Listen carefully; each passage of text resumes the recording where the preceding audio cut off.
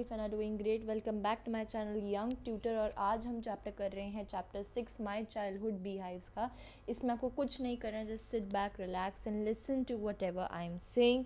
So ये chapter is basically based on one of a very famous personalities, idols which we had basically, is APJ Abdul Kalam. APJ Abdul Kalam, who projects in space, defense, and nuclear technologies, guided India into the first 21st century, became our 11th president in 2002. In his autobiography, Wings of Fire, he speaks of his childhood. So, this particular extract is taken from the book My Childhood. If you wish to basically read that chapter, you can as well. I was born into a middle class Tamil family in the island town of Rameshwaram in the erstwhile Madras state. erstwhile means former, पुराना। मैं born हुआ था एक middle class Tamil family में on the island of Rameswaram, जो कहीं पुराने Madras state में जाता है। My father Jainulabdeen had neither much formal education nor much wealth. मेरे पापा जैनुलाब्दीन के पास ना ही ज़्यादा एजुकेशन थी, ना ही ज़्यादा पैसा था। Despite these disadvantages he possess great innate wisdom and a true generosity of spirit. इतना होने के बावजूद, इतना कम होने के बावजूद, इतने डिसएडवांटेजेस होने के बावजूद उनके पास बहुत ज़्यादा नॉलेज थी, विजडम थी और अच्छी अच्छी क्वालिटीज़ थी उनके अंदर। इनेट का मतलब फीलिंग्स, क्वालिटी जो हर एक के नेचर के अंदर रहती है, आप डेवलप नहीं करते हो। He had an idle helpmate in my mother Ashiyama. I do not recall the exact number of people she fed every day. कि मेरे पापा जो हैं जैनुलाब्दीन के पास एक आइडल पार्टनर था, एक हेल्पमेट था जो अब्दुल कलाम जी की मदर थी, जिनका नाम है आशियामा। वो कह रहे कि उनको याद नहीं कि कितने लोग एक दिन में उसकी माँ जो है आशियामा जी जो हैं कितने लोगों को फीड कराती, कितने लोगों को खाना खिलाती थी, चाहे पुअर हो, रिच हो, looking on the condition situation. बहुत सारे लोग जो हैं एक दिन में उनके घर में खाना खाते हैं। But I am quite certain that far more outsiders ate with us than all the members of our own family put together. वो कह रहे हैं कि मैं इतना श्योर हूँ कि जितनी हमारी जॉइंट फैमिली, बड़ी फैमिली, जितने भी मिला के फैमिली मेम्बर्स जो है ना, उससे कहीं ज़्यादा लोग हमारे साथ खा चुके हैं जितने हमारी फैमिली मेम्बर्स हैं, जितने सारे members when we put up all the members of our own family together. I was one of the many children, a short boy with rather undistinguished looks, born to a tall and handsome parents. So अब वो कह रहे हैं कि in the contrary में कह रहे हैं कि अनडिस्टिंग्विश लुक्स मीन्स कि उनके पेरेंट्स, अब्दुल कलाम जी के parents were tall, they were beautiful, they were handsome parents.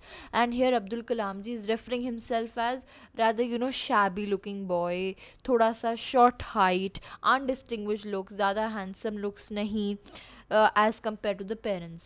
We lived in our ancestral house which was built in the middle of the 19th century. हम अपने पुराने घर में, ancestral means जो बहुत पीढ़ियों से घर चलता आ रहा है, जहाँ पे दादा दादी, परदादा परदादी वो भी रह चुके हैं, हम उस घर में रहते हैं जो in the middle of 1800 years में कुछ बना था वो।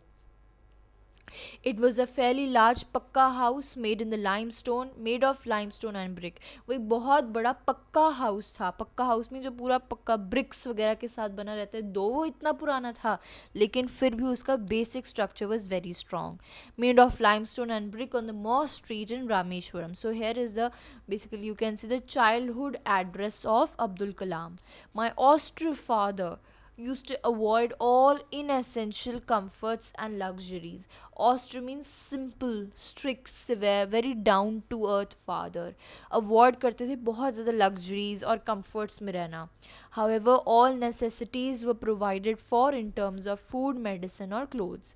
मेरे father used to stay away from a very luxurious life, comforts in life.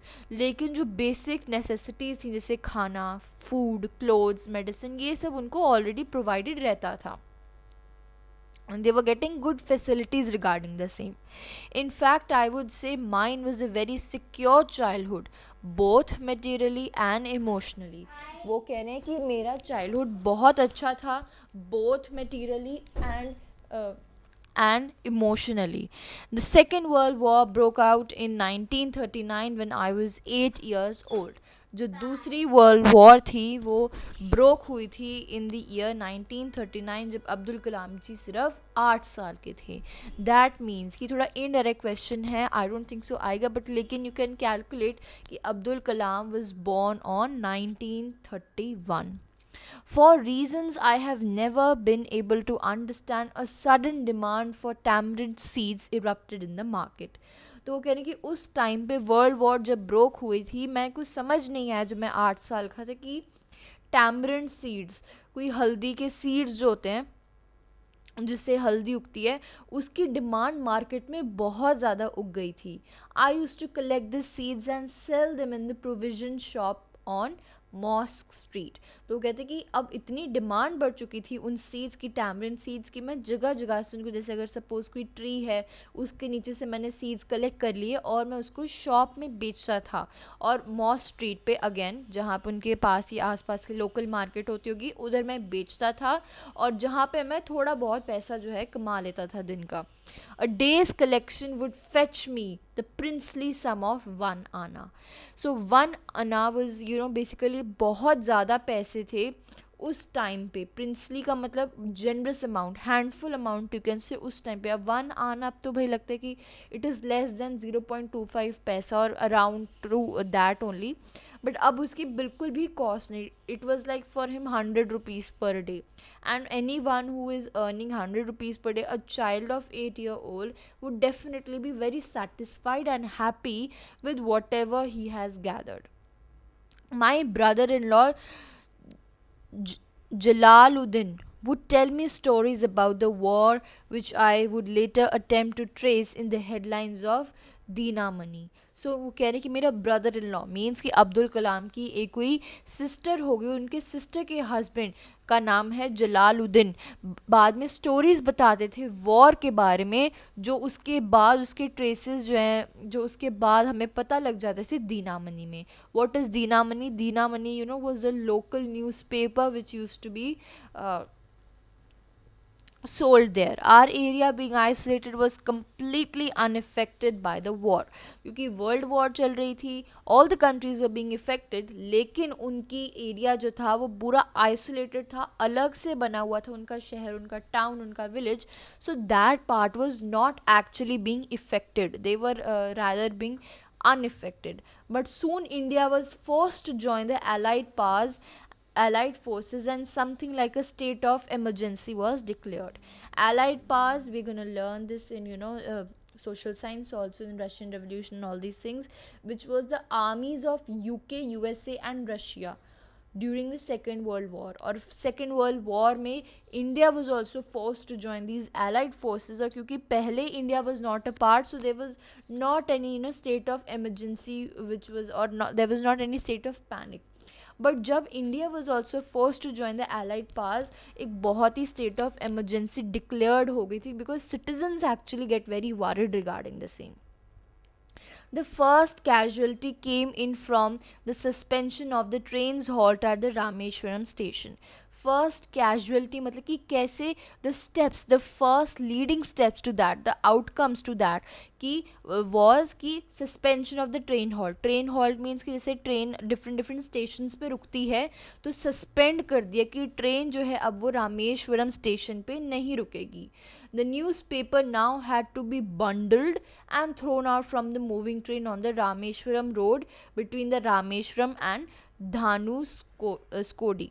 तो वो कह रहे कि अब सस्पेंशन हो गई थी कि भाई अब ट्रेन जो है आपकी रामेश्वरम स्टेशन पे नहीं रुकेगी. तो जो न्यूज़पेपर्स वगैरह होते हैं डिफरेंट सिटीज़ से आते हैं और स्टेशंस पे छोड़ते हैं, स्टेशन से people collect and then distribute them further. तो अब क्योंकि वो हॉल्ट नहीं होना था, तो अब न्यूज़पेपर्स जो है वो चलती गाड़ी से, चलती रेलगाड़ी से आपको फेंकना था बाहर, which was a connecting link between Rameshwaram and Dhanuskodi.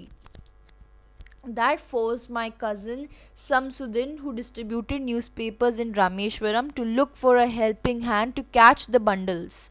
And as if naturally, I filled the slot. तो कह रहे कि इस चीज़ की वजह से मेरा कज़न जो है समसुद्दीन, जो डिस्ट्रीब्यूट करता था पेपर रामेश्वरम स्टेशन के ऊपर, but now the problem was कि the train is not the halt on Rameswaram station was suspended. तो इसके लिए कोई तो होना चाहिए कि भाई वो रामेश्वरम स्टेशन पे रह के न्यूज़पेपर्स कलेक्ट करे. और नेचुरली जो है अब्दुल कलाम जी ने स्लॉट भर दी कि हाँ जी मैं हेल्प कर दूंगा.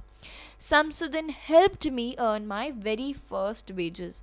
शमसुद्दीन जो थे उन्होंने हेल्प की थी मुझे, मेरे कज़न ने मुझे हेल्प की थी मैं अपने फर्स्ट वेजेस कलेक्ट करने के लिए. Wages is like salary.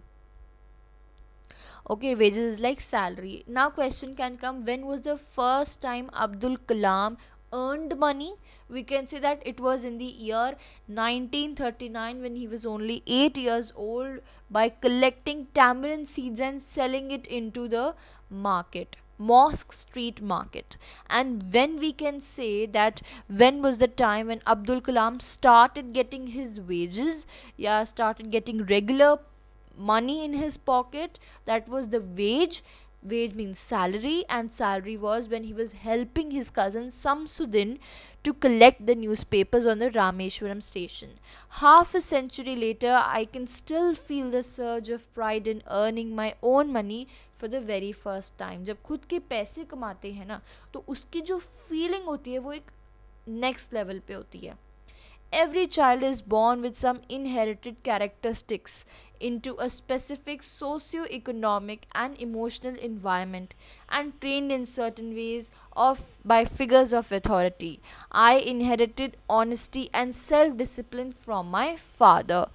तो वो कह रहे हैं कि हर एक चाइल्ड जब वो एक यूनिक रहता है और अपने माता पिता से कुछ ना कुछ कैरेक्टरिस्टिक्स इनहेरिट करता है, ले लेता है.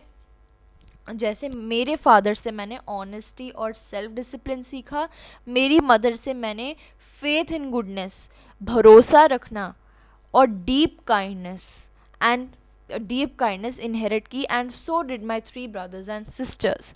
I had 3 close friends in my childhood, Ramnadha Shastri, Aravindan and Siva Prakashan.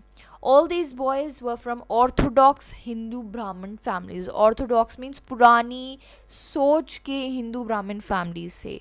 As children, none of us ever felt any difference amongst ourselves because of our religious differences and upbringing. In fact, Ramanatha Shastri was one of the son of Pakshi Lakshmana Shastri, the high priest of the Rameshwaram temple.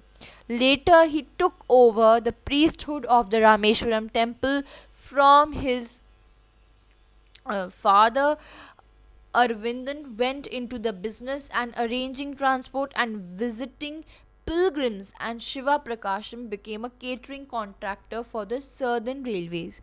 So here are the occupations which are listed that Abdul Kalam's friends used to perform during that time. So you can see that right now we have many pages left and I don't want to exceed this video more.